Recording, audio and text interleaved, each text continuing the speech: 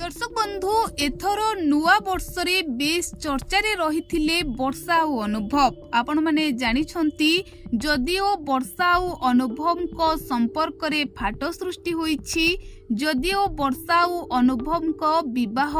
विच्छेद होईछि किंतु एथर नुआ वर्ष रे वर्षा और अनुभव रहिछंती खूब चर्चा रे कारण आपण माने जानिथिबे प्रति वर्ष अनुभव महांती नुआ वर्ष रे प्रथमे वर्षा को शुभेच्छा जणाई थांती वर्षा को शुभेच्छा जणाई वर्षांकर मंगल मनासी थांती तेबे एथर मध्य नुआ वर्ष रे वर्षा और अनुभव दुहे थिले बेस चर्चा रे तेबे कौन थिला कारण काहींकी वर्षा अनुभव दुहे चर्चा रे थिले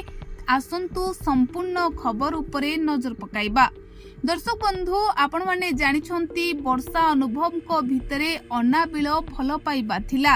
हेले समय और परिस्थिति दुही को अलगा करि देइछि दुहे एबे दुहींक ठारू अलगा रहउछंती एमिति कि वर्षा और अनुभव कर छाड़पत्र मध्य होई सारिछि। तेबे दर्शक बंधु एथर नुआ वर्ष रे एमिति किछि घटना घटिछि जहा सुनिले आपण माने चकित होई जिवे। हाँ आज्ञा आपण माने जानिछंती जेतेबेले वर्षा और अनुभव एकाठी रहउथिले सेतेबेले अनुभव महांती वर्षांकर खूब जत्न नेउथिले